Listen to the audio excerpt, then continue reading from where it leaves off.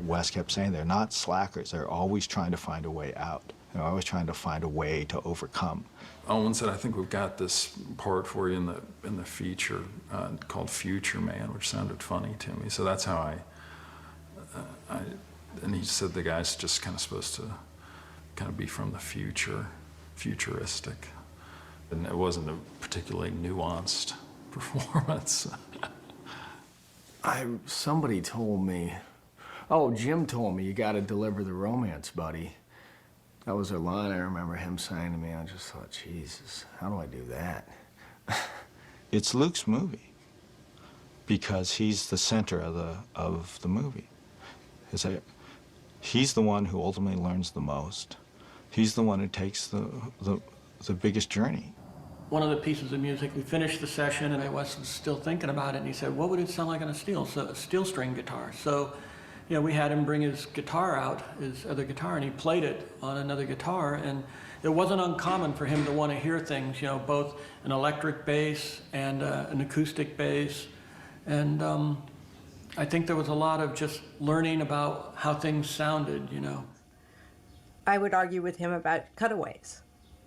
I mean, Owen would run to the balcony of the motel and he would look down and see that Bob had taken the car, the Mercedes, and I wanted a point of view down at the empty parking space. He wouldn't shoot it. Wes was spending a lot of time cutting out pictures out of magazines or taking photographs, and he had this huge collage of material that on a pinup board that was how he was thinking what would be the sets, what would be the look that he was going for. He was actually creating a color scheme, which I thought was fascinating because I'd never seen anyone do that. The locations were already in his mind, and we were brought around to them, and then it was our job to just sort of add elements and just sort of make it cohesive and make it all work. I certainly had a sense of what I wanted to be in the picture. I wanted the frame to look like. I don't think I knew anything about how it ought to be lit. Wes likes to put me in difficult positions photographically and very challenging, and so we always just found a way to do it. There was never any limitation with Bob where he couldn't shoot in this space. There was no room too small, or... There were very few sets in that movie. Yeah. He really gets Wes, and in terms of the visual, the rest of Wes is a mystery to all of us.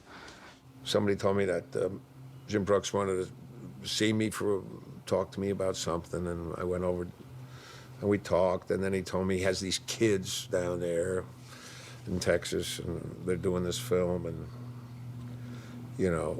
they would love it if it was 3 days, and I would love it. The sense of legitimacy came when we heard that James Caan was going to be in it. That's when it kind of seemed like it was a real movie with real actors. And I didn't know much about who this guy was, this character, so there wasn't a lot of great amount of preparation. So I called on one of my great resources, which is the knack to bullshit, just to exaggerate everything. And I figured, Mr. Henry. Yeah, I was supposed to be kind of insulting my brother Bob, and Jimmy kind of grabs my wrist, and he is kind of a karate expert, and he did some kind of move where he bent my thumb kind of back around towards my wrist, and it really did hurt like crazy. Do I think my craft was improved? Nah. Not at that time, I don't think. There was no room for improvement. You know what I mean? Then we started the process of previewing it. And it was a horrendous preview. It's in the lore that we had the worst scores ever. And it was really depressing. It just kind of seemed to not go well, and lots of people walked out to where it seemed kind of a shocking number of people walked out. Other than this one person who filled out a comment card that we really liked, Mark was the only person who it seemed to have really enjoyed it, and he didn't really seem that aware of the fact that he had noticed that a lot of people left the theater during the screening, but he didn't particularly interfere with his experience of the movie. You know, they finished their popcorn, they finished their soda, and they just got up and left. You know, I still remember those first cards, hearing back like, What kinds of things were on those cards? just like, this sucks, and this wasn't a James Caan comedy.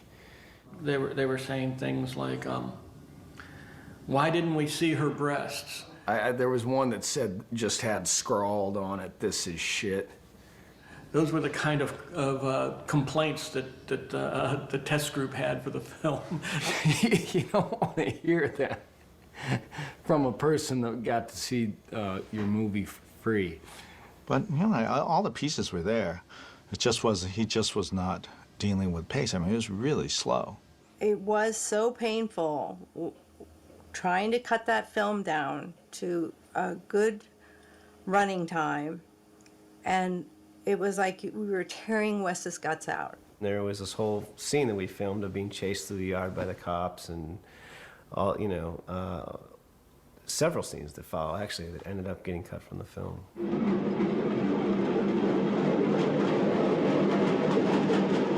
We had a whole sequence where Kumar had plates rolling, you know, going around on balanced on a stick.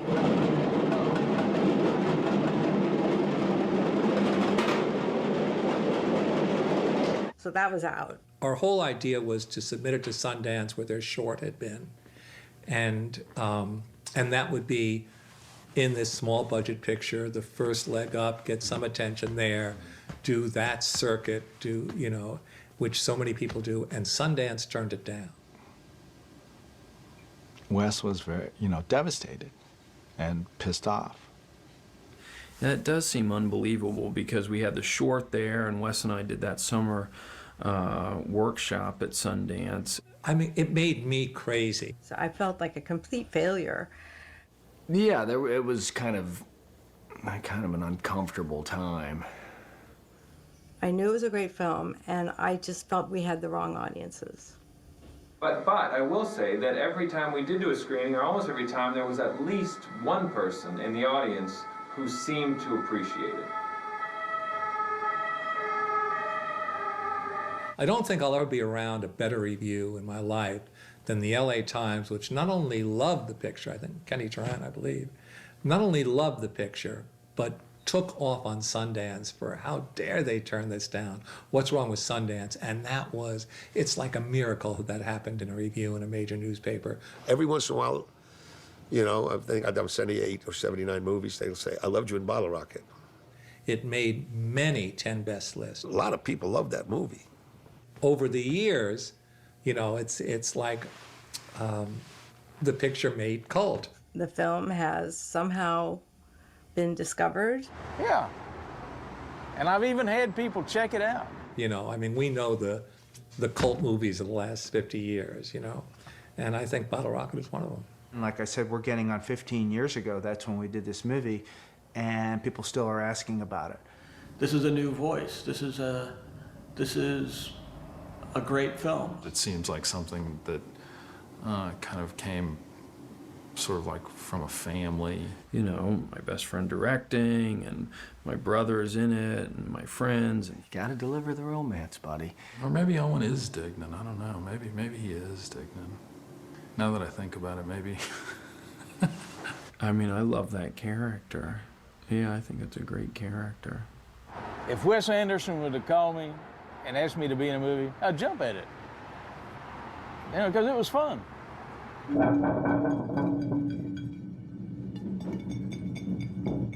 Abe Henry's hideout, which was a spot of great importance to me, was right there.